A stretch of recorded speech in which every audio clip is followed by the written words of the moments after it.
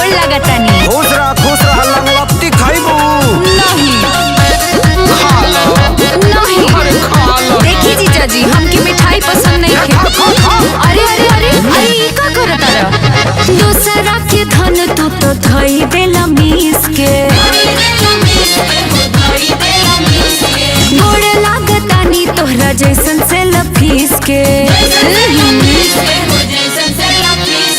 दूसरा के धन तू तो धई देला मीस के। गोड़ लागतानी तोहरा जैसन से लफीस के। झूठ सच रहुआ बोलत बानी खाली। जीजा के भाई राउर कम बाटे जाली।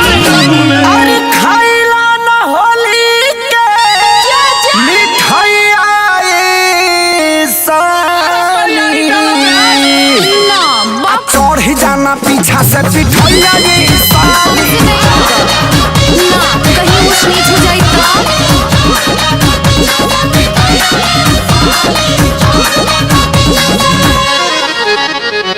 राउर हमर होली खेलल साचो में झगड़ा के घर लगता बड़ी डर लगता। जीजा राउर पिचकारी ला मोहर लगता। जीजा राउर पिचकारी ला मोहर लगता। अरे तू लोग ना जिए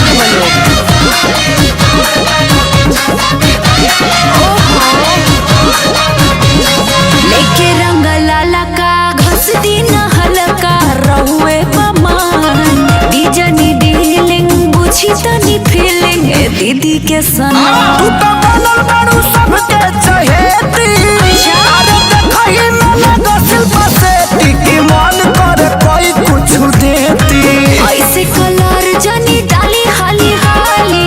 जानी जाई दीदी या तो दीदी गाली। कुटा जाई बई अरे जीजा कलसा होली में का मिठाइया ये साली चढ़ जाना पीछा से पिठाइया ये साली।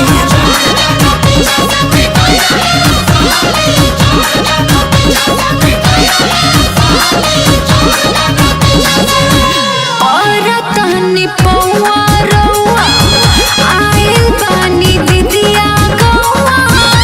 ऐसे जिदिया ई न जिदिया तोड़ दीजिए जा। हमके छोड़ दीजिए जा।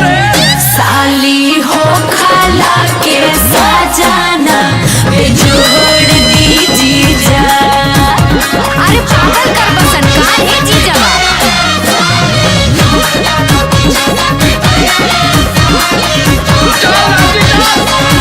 जनी धोखा बड़ी बा भरोसा है करी रिक्वेस्ट। दीदिया के बिथिया पूरा दिए जीजू बनी हस्बैंड बेस्ट। ऐसे काहे बोललू हमर प्यारी मिली मौका तोहरा के बड़ी पारी। वादा करे अखिलेश खेसारी। असुभर मनवा शुभम जी मनाली। होखे वाला बानी बीबी के घर वाली। दबान ही घूमी मुड़ी घंटा मिठाइया ये साली हम ना खाएम। थान के तू चढ़ जा पिठाइया ये साली। थान के तू चढ़ जा पिठाइया ये साली। ये सारी किताबा